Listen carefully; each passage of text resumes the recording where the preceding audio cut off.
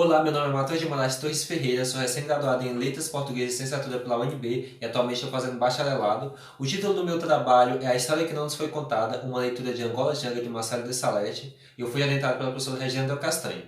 O objetivo, então, do meu trabalho é analisar a HQ Angola Janga, que é do escritor Marcelo de Salete, buscando entender a necessária correlação entre ficção e história, principalmente quando a gente pensa em uma história que está soterrada, que não nos foi contada, que é a história da resistência negra no Brasil. Angola Janga, então, é essa HQ aqui, publicada em 2017 pela editora Veneta, tem 482 páginas e ela é toda produzida em preto e branco.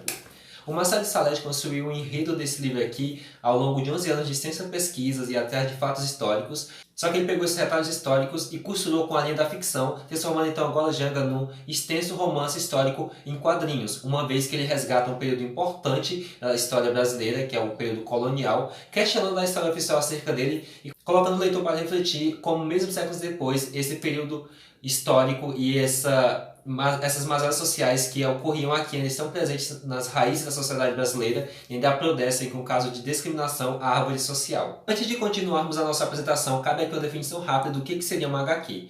HQ, então, é um gênero literário que se caracteriza pela predominância de uma linguagem visual para se comunicar com o leitor. Uma linguagem visual essa que se estrutura a partir de quadros, de cenas individuais que são postas em sequência para construir um movimento narrativo.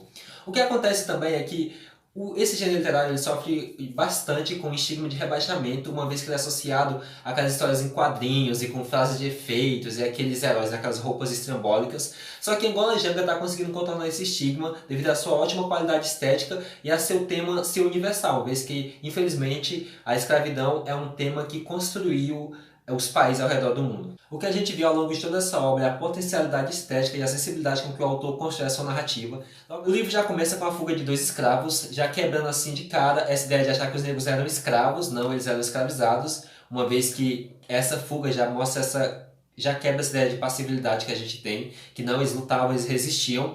E uma coisa importante logo nesse início é as metáforas que o autor usa. Ao longo desse capítulo inteiro, um pássaro acompanha a fuga desses negros, esse pássaro voa baixo quando eles estão correndo, esse pássaro come quando eles estão comendo, e quando ao final do capítulo esse negro consegue fugir, o pássaro voa alto no céu, representando assim a liberdade.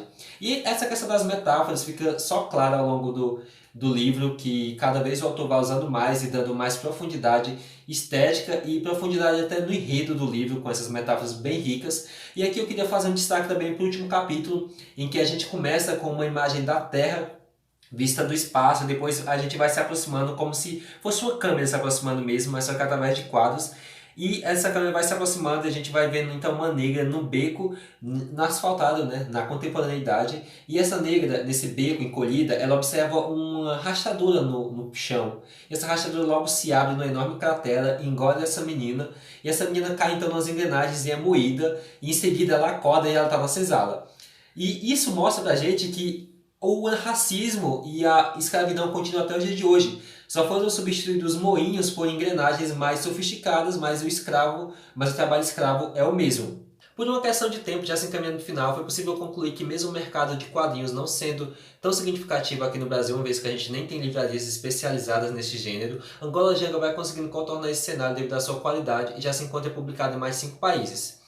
A obra evoca um forte debate social, um importante debate social, não apenas por representar a escravidão, mas por desmistificar alguns aspectos da história desse período que são geralmente deturpados nos livros escolares. Ao trazer o ponto de vista dos negros, vemos toda a luta contra a opressão branca que perdura durante todos esses séculos. Mesclando ficção e história, De Salete constrói uma trama original e necessária, nos colocando para refletir sobre esse período obscuro da sociedade brasileira e sobre os resquícios dele que existem e que persistem até hoje. E para finalizar, eu deixo aqui então o meu convite a quem se interessar em ler o artigo completo, porque lá todos esses pontos que eu só pincelei aqui por uma questão de tempo estão melhor fundamentados com teóricos como Carr, Borges, White, Del Castanho, Ribeiro e entre outros teóricos. Obrigado.